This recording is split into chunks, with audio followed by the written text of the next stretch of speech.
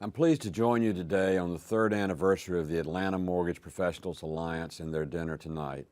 Atlanta Mortgage Professionals is a great organization representing those who provide mortgages to the citizens of our city and our state.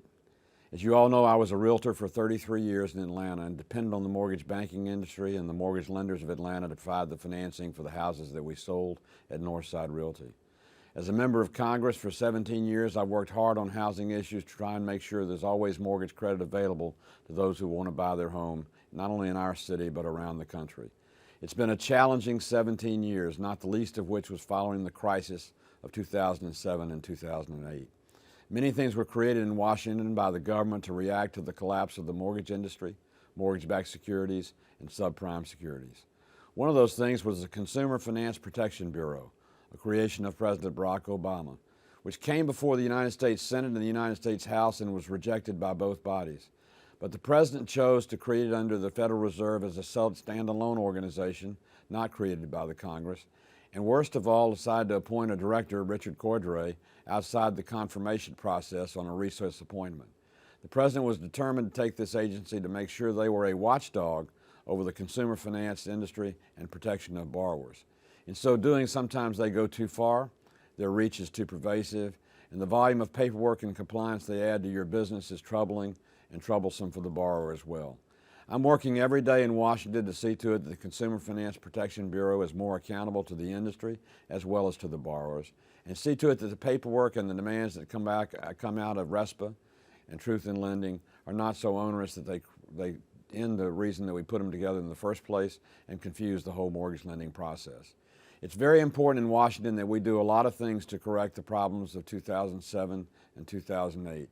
Not the least of which is to recognize that if it hadn't been for Freddie Mac and Fannie Mae, there would probably have been no mortgage money after the collapse of mortgage-backed securities. Those agencies, with their government guarantee, have provided liquidity for mortgages in our country for years, and we need to make sure they remain viable and remain in place. There are those that would take down Fannie Mae and Freddie Mac and privatize them and take away the government guarantee. If you did that, you'd take away the credibility that causes those securities to be bought. Therefore, the funds that come to fund those mortgages would go away. We wouldn't have the mortgage capital in this country to finance a housing market that needs to be viable and virulent for the future. So I'm working hard for not only the continuation, but the reconstitution of Freddie Mac and Fannie Mae to see to it they're there for our mortgage industry and for our borrowers in this country.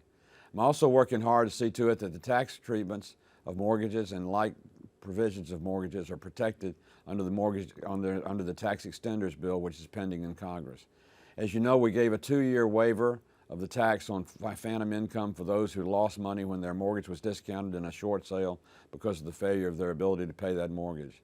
Phantom income is the income between what you owed and what the mortgage industry has paid off on a particular short sale on a loan. We want to be sure you don't have to pay income tax on income that was never really earned because it was money that was lost on a mortgage.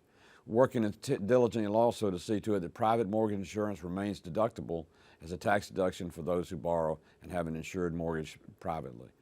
There are many other provisions of the tax code that affect the mortgage industry, and I'm trying to see to it we continue to incentivize America to be homeowners and borrowers of credibility. We must learn from the mistakes made in 2007 and 2008 and never revisit them. But we cannot allow the pendulum of regulation to go so far that it constrains the mortgage industry to a point that housing suffers, and in return the housing industry suffers, and in return the American industry and housing industry suffers. I commend you mortgage professionals on your alliance.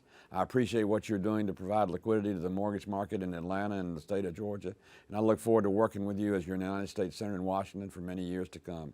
Thank you for what you do. Have a great dinner tonight. God bless all of you, and God bless the United States of America.